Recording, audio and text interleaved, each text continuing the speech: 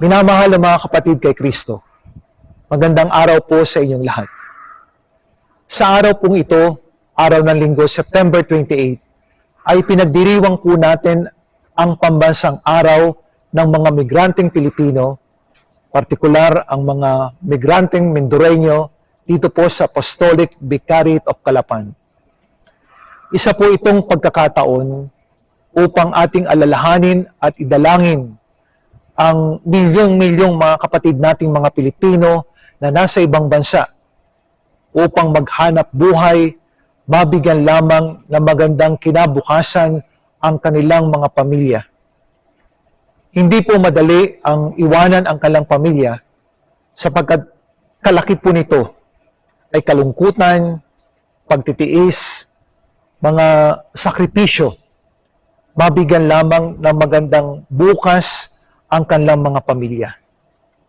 Ang kanilang pagbubuwis ng buhay para sa kanilang pamilya ay tanda ng kanilang pagmamahal sa kanilang pamilya. Tanda ito ng kanilang pagmamalasakit para sa kanilang pamilya. Kaya sa araw na ito ay inilalapit natin silang lahat sa puso ni Jesus na nakaranas din na maging isang migrante sa panahon ng kanyang pagliligtas sa sangkatauhan. Batid ni Jesus ang puso ng mga migrante sapagkat ang puso niya ay puso rin ng mga migrante. Mga tao na umalis sa kanilang mga bansa.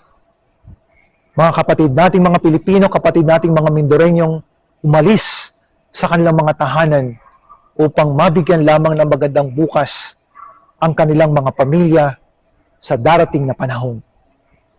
Si Jesus ay Jesus ng pag-asa.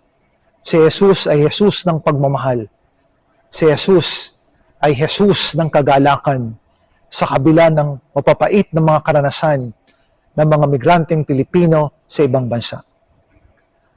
Ang pag-asang ito ay nagbibigay ng kulay sa hugis ng puso ni Jesus na punong-puno ng pag-asa at pagmamahal sa bawat isa. Sa mga kadilimang nararanasan ng mga migranteng Pilipino, sa hirap at pagtitiis na kanilang nararanasan, naroroon ang presensya ni Jesus.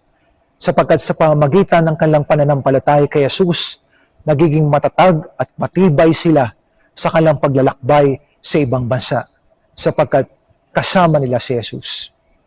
Sa bahaging ito, tayo po ay nagpapasalamat sa Catholic Bishops' Conference of the Philippines, CBCP ICMI, sa kanilang paggabay sa atin na maibaba ang mga programa para sa migranteng Mindoreño.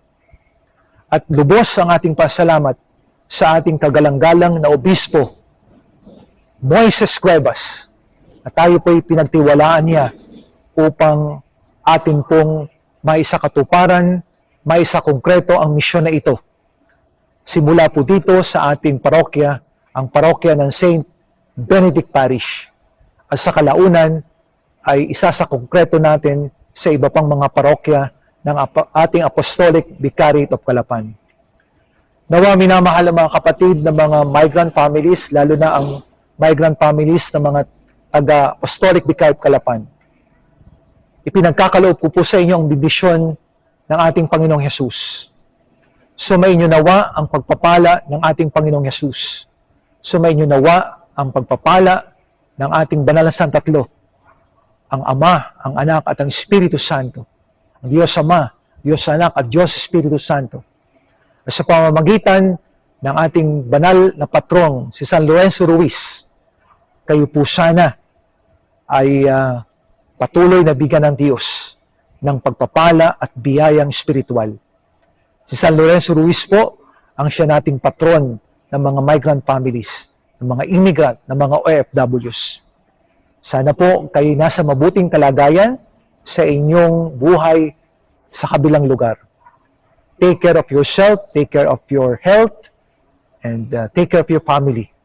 Take care of yourself, take care of your health. Basbasan nawa kayo ng ating Panginoong Jesus. Amen.